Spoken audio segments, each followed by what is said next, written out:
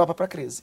Quer dizer, mesmo o fato de que o governo também alega que a DRU, quer dizer, ao se prorrogar até 2015, a DRU continua como sempre esteve há 17 anos que ela existe, né? Quer dizer, ela não mexe nem nas transferências constitucionais, porque ela é feita, a partilha é feita, o cálculo é feito depois, e também a questão da carga tributária, quer dizer, não há um aumento de carga tributária em função de você manter ou não manter a DRU, por exemplo. Isso não ameniza um pouco a existência desse mecanismo?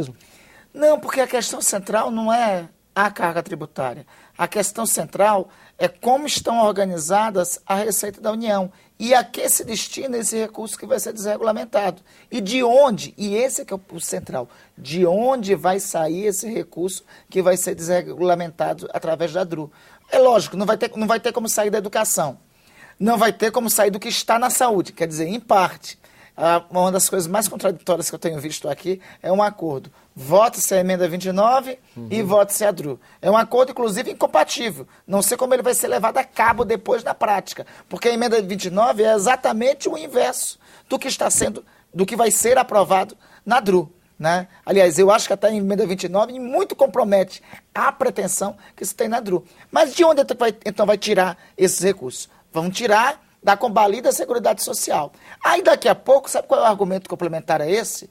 Precisamos de mais uma reforma da Previdência, precisamos aumentar mais uma vez a idade de aposentadoria, precisamos mais uma vez mexer na Previdência Pública, porque a Previdência Pública é deficitária. Ora, lógico, se colocar só a Previdência Pública, ela até é deficitária. Mas a Previdência Pública, na Constituição de 1988, foi consagrada em um capítulo chamado Seguridade Social. E a Seguridade Social brasileira é superavitária.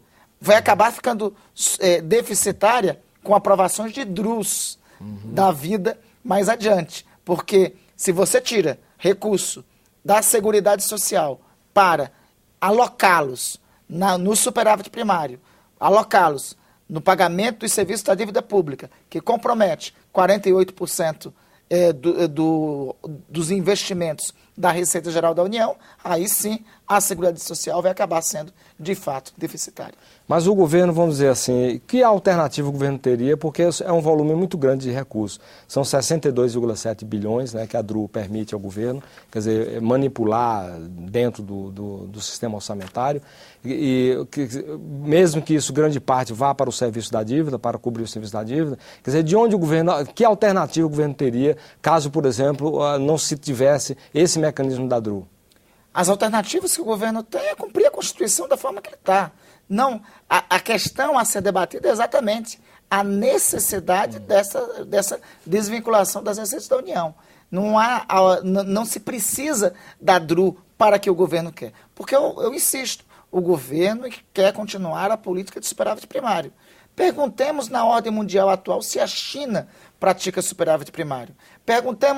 Vamos perguntar na ordem mundial atual se os Estados Unidos praticam superávit primário. E aí alguém vai me dizer, exatamente por isso os Estados Unidos entrou na crise. Não, é exatamente o inverso.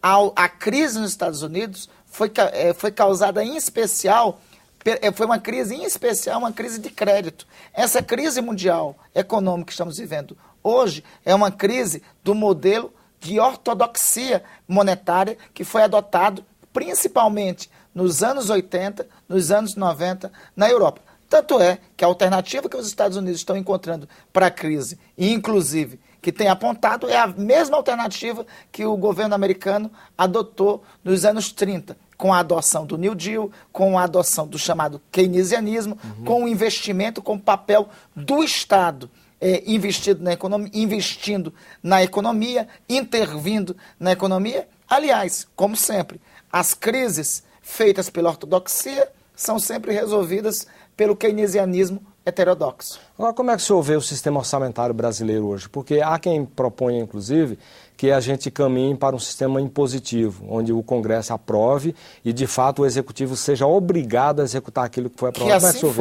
Que assim fosse, inclusive, seria mais coerente com a Constituição, com o espírito instaurado pela Constituição de 1988. A Constituição de 88 restabeleceu a federação, a Constituição de 1988 restabeleceu um Estado democrático de direito, 1988. A Constituição de 1988 restabeleceu uma tripartição dos poderes e restabeleceu a ampliação das prerrogativas do parlamento. Como é que pode, então, um sistema em que o parlamento aprova um orçamento e depois o governo pode, a seu bel prazer, fazer a execução que quer fazer do orçamento? Como é que pode o parlamento, o Congresso Nacional, aprovar um orçamento e depois o governo escolhe se executa ou não uma emenda parlamentar que foi destinada a ter, por exemplo, mais investimentos em saúde pública, por exemplo, no estado do Amapá? Isso é uma deformação do espírito